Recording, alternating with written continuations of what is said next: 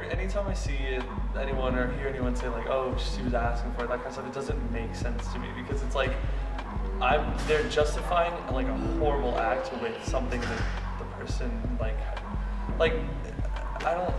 It's so hard to explain because I don't know how it works in people's heads. Like, how could you think someone's asking for it? No, like never. Like I don't care what you're wearing or what you're doing. Like there's never an acceptable reason to like rape or abuse someone. That's no.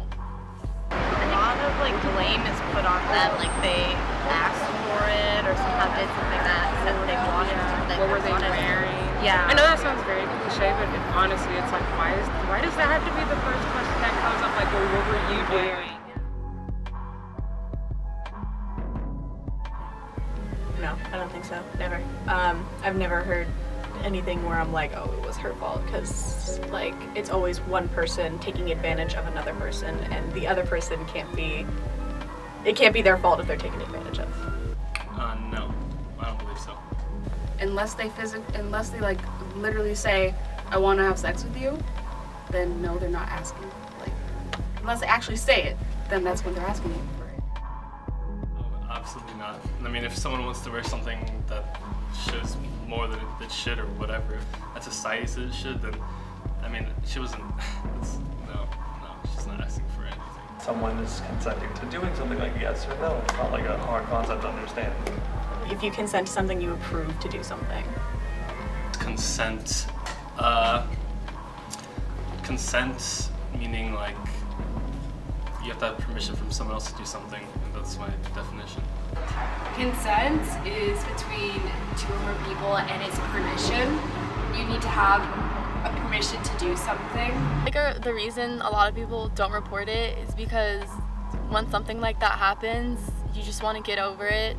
You know, like it's so tough and you don't want to deal with it anymore.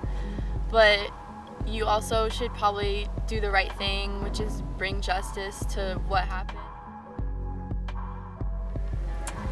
They're embarrassed. They're worried about how they are perceived, and then they'll get the question like, well, what are you wearing that night? Oh, well, you shouldn't have acted this way, or you shouldn't have done these things.